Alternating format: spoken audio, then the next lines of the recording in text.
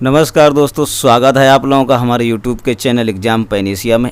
आज हम लोग टॉपिक सेकंड यूपी जो हम लोग पढ़ रहे हैं उसमें से आज हमारा टॉपिक सेकंड चलेगा और उस टॉपिक का नाम है प्रमुख शहरों के प्राचीन नाम। टॉपिक सेकंड होगा हमारा प्रमुख शहरों के प्राचीन नाम। पहला टॉपिक हम लोगों ने दोस्तों देख लिया था, उत्तर प्रदेश के नाम का परिवर्तन किस किस तरह से हुआ, उत्तर प्रदेश की राजधानी कब कहाँ थी, ये पहले टॉपिक में हम लोग देख चुके हैं। उसी क्रम में जो हमने सिलेबस बताया था उसी क्रम में हम लोग चलेंगे। आज हमारा दूसरा वीडियो आ गया है दोस्तों, सब लोग देखें और हर क्वेश्चन पे सभी लोग कमेंट जरूर करिएगा ताकि हमें पता चले कि आप लोग कितना सीख रहे हैं। तो चलिए आज हम लोग पढ़ेंगे प्रमुख शहरों के प्राचीन नाम। ये अपना रहा उत्तर प्रदेश, वही पुराना वाला शेर। अब इसके बारे में जानेंगे हम लोग कि प्रमुख शहर जिनके प्राचीन नाम यानी प्राचीन काल में उन्हें किस नाम से जाना जाता था। सबसे पहले हम लोग दोस्तों बात करेंगे तो वो बात करेंगे मेरठ पड़ता है, ये दोस्तों दिख रहा है मेरठ छोटा सा, तो ये मेरठ में दोस्तों पड़ता है हस्तिनापुर। मेरठ में कौन सा शहर पड़ता है? हस्तिनापुर पड़ता है, जो पांडवों या कौरवों की राजधानी थी महाभारत के समय, हस्तिनापुर। इस हस्तिनापुर का दोस्तों प्राचीन नाम पूछा जाता है तो इसे पहले कहा जाता था प्राचीन काल में दान तीर्थ। हस्तिनापुर का प्राचीन नाम था दान तीर्थ। तो पेपर में क्वेश्चन बनता है कि हस्तिनापुर कहाँ पड़ता है, तो मेरठ में पड़ता है। इसका प्राचीन नाम क्या है? दान तीर्थ है। आई होप इतनी बात आपको समझ में आ गई होगी। अब थोड़ा सा आगे बढ़ेंगे दोस्तों, बरेली मिलेगा और ये दोस्तों रहा अपना, यहाँ से धीरे चलते चले जाएंगे, अमरोहा है दोस्तों, ये रामपुर है, जस्ट नीचे मिल जाता है ये क्या? बरेली। तो इस बरेली की दोस्तों हम लोग बात करेंगे। बरेली में एक जगह पड़ती है दोस्तों, उसका नाम है रामनगर। क्या नाम है? रामनगर है, इस बरेली में पड़ता है। इस रामनगर का प्राचीन नाम पूछा जाता है दोस्तों, तो इसे कहा जाता था उस समय अहिछत्र। रामनगर का प्राचीन नाम क्या था? सभी लोग इसे नोट कर लेंगे जिन्हें नहीं पता है। इसे प्राचीन काल में अहिछत्र के नाम से जाना जाता था। आई होप आपको बिल्कुल क्लियर हो गया होगा। रामनगर पड़ता है बरेली में, जिसे प्राचीन काल में अहिछत्र के नाम से जाना जाता था। अब बात करेंगे दोस्तों हम लोग आगे बढ़ते हुए, थोड़ा सा नीचे आएंगे इधर, तो ये दोस्तों इधर पड़ता है अपना मथुरा। इस मथुरा का प्राचीन नाम पूछा जाता है तो वो था दोस्तों मधुपुरी। मथुरा का प्राचीन नाम था मधुपुरी। आई होप ये बात आपको समझ में आ रही होगी। मथुरा का प्राचीन नाम क्या था? मधुपुरी। इसी मथुरा में दोस्तों थोड़ा सा नीचे मिलता है बरसाना। क्या मिलता है? बरसाना। तो इस बरसाने का भी प्राचीन नाम पूछा जाता है। इस बरसाने का दोस्तों प्राचीन नाम था और वो था ब्रह्मसारणी। ये भी एग्जाम में बहुत बार पूछा जा चुका है कि बरसाने को प्राचीन काल में किस नाम से जानते थे। तो दोस्तों क्या नाम था? ब्रह्मसारणी। आई होप इतनी बात आप लोगों को समझ में आ गई होगी। अब आगे बात करेंगे हम लोग दोस्तों, इधर चलेंगे, ये मिल जाएगा यहाँ पे कासगंज। और इस कासगंज में एक जगह पड़ती है दोस्तों सोरों। जगह का नाम क्या है? सोरों है। कासगंज में सोरों का मेला भी सुना होगा आप लोगों ने। इसे कहा जाता था प्राचीन काल में सूकर क्षेत्र। क्या कहा जाता था? सूकर क्षेत्र। आई होप ये बात आपको समझ में आ। पेपर में क्वेश्चन बनेगा कि सोरों को किस नाम से जाना था प्राचीन काल में, तो सूकर क्षेत्र के नाम से जानते थे। इसी कासगंज के जस्ट बगल में दोस्तों आपको मिलेगा फर्रुखाबाद और इसमें एक जगह पड़ती है, उसका नाम है कंपिल। द्रौपदी का नाम सुना होगा, वो यहीं की थी, कंपिल की। अब दोस्तों बात करेंगे कंपिल को प्राचीन काल में कहा जाता था काम्पिल। क्या कहा जाता था? काम्पिल कहा जाता था। कंपिल को प्राचीन काल में काम्पिल के नाम से जाना जाता था। तो ये बात भी आपको क्लियर हो गई होगी कि कंपिल को प्राचीन काल में किस नाम से जानते थे। अब फर्रुखाबाद से थोड़ा सा नीचे आएंगे तो दोस्तों ये रहा अपना कन्नौज। कौन सा है? कन्नौज। इसका प्राचीन नाम बहुत पूछा था कि कन्नौज को प्राचीन काल में किस नाम से जाना। दो नाम है इसके दोस्तों, एक तो इसका नाम था कान्यकुब्ज नगर।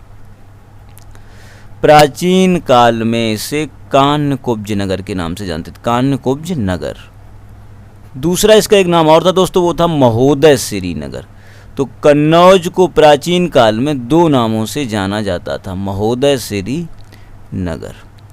ये दो नाम है इसके दोस्तों, ये आपको दोनों ही नाम याद रखने होंगे कि कन्नौज को किस नाम से जाना जाता था। तो दो नाम है, एक तो कान्यकुब्ज नगर है और एक दोस्तों है महोदय श्रीनगर। दूसरा नाम कौन सा है? महोदय श्रीनगर। तो ये दोस्तों महोदय श्रीनगर। आई होप ये बात आपको समझ में आ गई होगी। तो ये दोनों नाम कन्नौज के हैं और बहुत बार पूछे जाते हैं कि इन्हें किस नाम से जाना जाता था।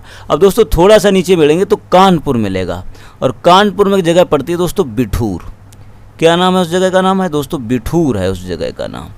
उसे किस नाम से जाना जाता था? इस बिठूर को दोस्तों, बिठूर का मेला भी लगता है। नाना साहब का नाम सुना होगा, वो बिठूर के ही थे। इस बिठूर को दोस्तों जाना जाता था ब्रह्म वर्त के नाम से। इसे जानते थे दोस्तों ब्रह्म वर्त। आई होप ये बात आपको समझ में आ गई। बरसाने को ब्रह्म सारणी के नाम से जानते थे, लेकिन बिठूर को ब्रह्म वर्त के नाम से जानते थे उस समय। किस नाम से जानते थे? ब्रह्म वर्त के नाम से जानते थे। अब आगे चलते हैं हम लोग। इसके बाद दोस्तों नीचे दिख रहा है इलाहाबाद। इससे दोस्तों अभी भी इसका नाम बदल के किया गया है प्रयागराज। तो प्राचीन काल में भी इसे प्रयागराज के नाम से जाना जाता था। तो इलाहाबाद को याद रखेंगे, किस नाम से जाना जाता था? प्रयागराज के नाम से जाना जाता था। अब जस्ट नीचे इसके थोड़ा सा पढ़ते आएंगे, इलाहाबाद के आगे आ जाएंगे, वाराणसी लिखा है दोस्तों बनारस। इसका प्राचीन नाम है दोस्तों काशी। बनारस को प्राचीन समय में किस नाम से जाना जाता था? काशी के नाम से जाना जाता था। अब इसी बनारस में दोस्तों एक जगह पड़ती है छोटी सी, सारनाथ, जहाँ पे भगवान बुद्ध ने अपने 5 शिष्यों को शिक्षा दी थी, पहला उपदेश दिया था सारनाथ। उस सारनाथ का प्राचीन नाम पूछा जाता है। तो इस सारनाथ को दोस्तों कहा जाता था ऋषिपत्तन। क्या कहा जाता था उस समय? उस समय सारनाथ को कहा जाता था ऋषिपत्तन। ऋषिपत्तन, सारनाथ को ऋषिपत्तन के नाम से जानते थे, या सिंह भूमि भी कहते थे इसे। तो इसके दोनों ही नाम आपको याद रखने पड़ेंगे, सारनाथ, ऋषिपत्तन या सिंह भूमि। आई होप इतनी बात आपको समझ में आ गई होगी। इसके जस्ट बाद आगे अगर हम लोग देखेंगे तो कुशीनगर मिलेगा, एक छोटा सा जिला कुशीनगर, ये बगल में लगा हुआ कुशीनगर। इसे दोस्तों उस समय जाना जाता था कुशीनारा के नाम से। भगवान बुद्ध को महापरिनिर्वाण यहीं पे प्राप्त हुआ था, कुशीनगर में, और इसका उस समय नाम क्या था? कुशीनारा। और दोस्तों ऊपर थोड़ा सा ये गोरखपुर पड़ता है। इसे उस समय जाना जाता था प्राचीन काल में गोरक्षपुर के नाम से। किसके नाम से जानते थे? गोरक्षपुर के नाम से जानते थे। तो आई होप इतनी बात आपको समझ में आ रही होगी। तो गोरखपुर को उस समय जानते थे गोरक्षपुर के नाम से। अब आगे चलते हैं दोस्तों, हम लोग देख लेते हैं सिद्धार्थनगर पड़ेगा जस्ट थोड़ा सा आगे, ये रहा दोस्तों। इसमें एक जगह है कपिल वस्तु, जहाँ भगवान बुद्ध का जन्म हुआ था, कपिल वस्तु। इस कपिल वस्तु का प्राचीन नाम पूछा जाता है। तो दोस्तों इसे उस समय कहा जाता था पिपरहवा। क्या कहा जाता था? पिपरहवा। तो कपिल वस्तु को ध्यान रखना, पिपरहवा के नाम से जाना जाता था। अब थोड़ा सा आगे बढ़ेंगे, जो फैजाबाद दिख रहा है दोस्तों, ये है फैजाबाद। इसे आजकल इसका नाम हो गया दोस्तों अयोध्या। क्या नाम हो गया है? इसका नाम हो गया है अयोध्या। फैजाबाद का नाम हो गया है अब अयोध्या। तो इस अयोध्या को दोस्तों प्राचीन काल में किस नाम से जाना जाता था, ये पूछा जाता है। तो इसे जाना जाता था अयाजसा नगरी के नाम से। अयाजसा के नाम से जानते थे किसे? अयोध्या को। तो अयाजसा ध्यान में रखना। इसके जस्ट नीचे ये दोस्तों लिखा है श्रावस्ती। इस श्रावस्ती को दोस्तों बहुत पूछा जाता है, इसे किस नाम से? इसे जानते थे दोस्तों सहेट महेट।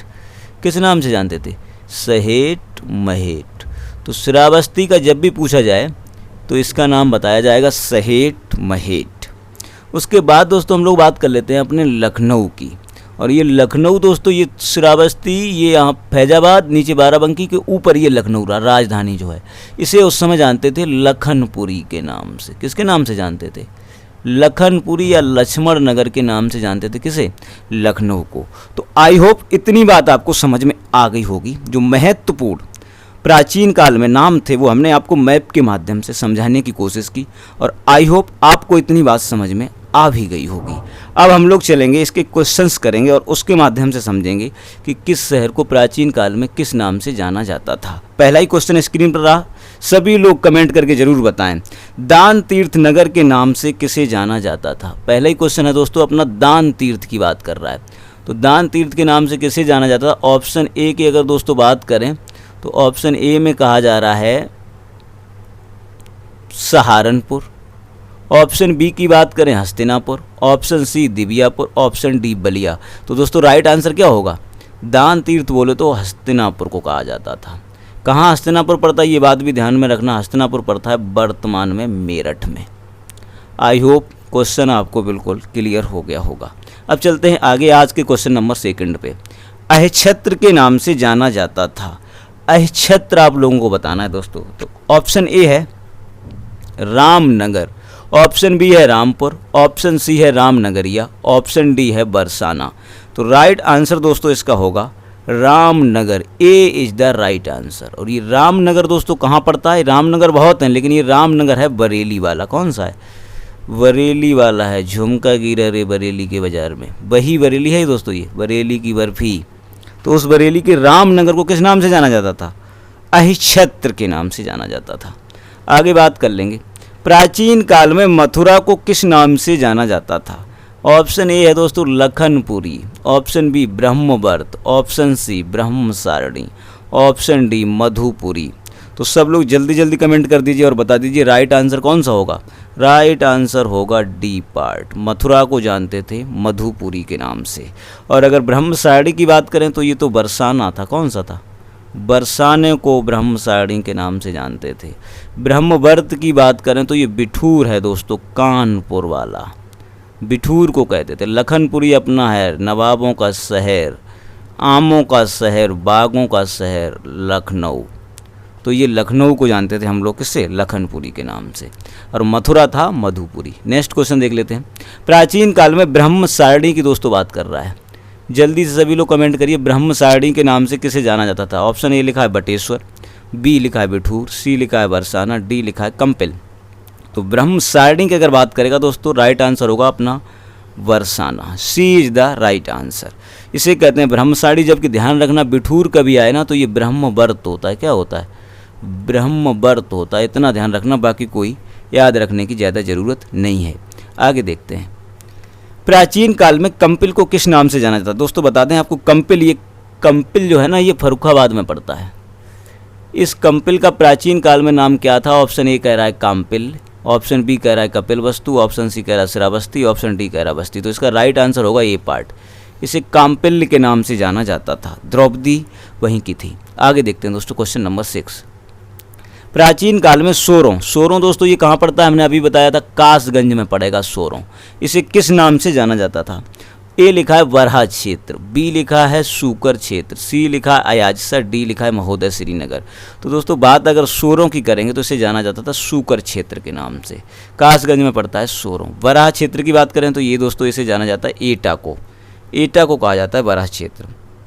अयाजसा दोस्तों कहा जाता है अपने अयोध्या को। किसे कहा जाता है? अयोध्या को कहा जाता है अयाजसा नगरी। और अगर बात करेंगे महोदय श्रीनगर तो ये अपना सेंट नगरी, खुशबुओं का शहर, कन्नौज, इसे कहा जाता था क्या?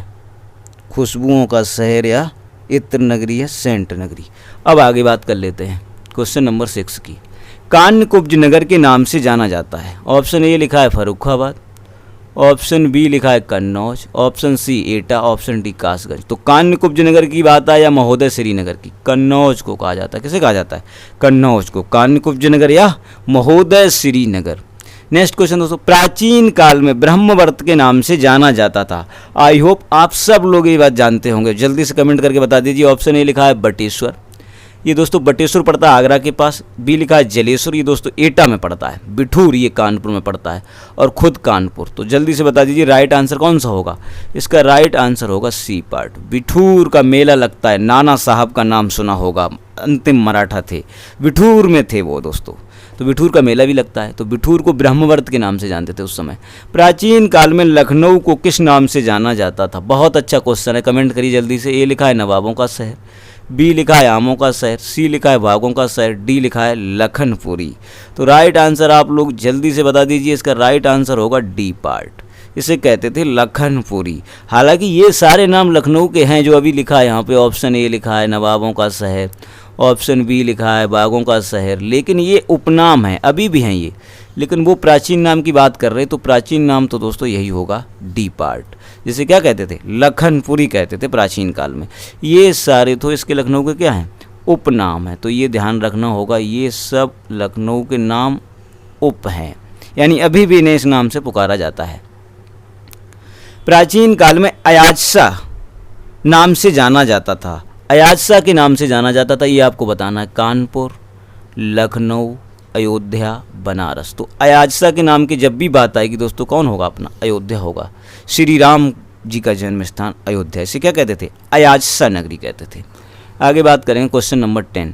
प्राचीन काल में सहेट महेट के नाम से जाना जाता था। बहुत इंपॉर्टेंट क्वेश्चन है, बहुत बार पूछा जा चुका है। बस्ती, कपिलवस्तु, श्रावस्ती और गोरखपुर। जल्दी से सभी लोग कमेंट करके बता दीजिएगा सहेट महेट के नाम से किसे जाना जाता था। तो बस्ती बिल्कुल नहीं होगा, राइट आंसर होगा सी, श्रावस्ती। ये बहुत इंपॉर्टेंट है। श्रावस्ती को कहते थे क्या? सहेट महेट। कपिलवस्तु की बात अगर करेंगे तो इसे कहते थे क्या?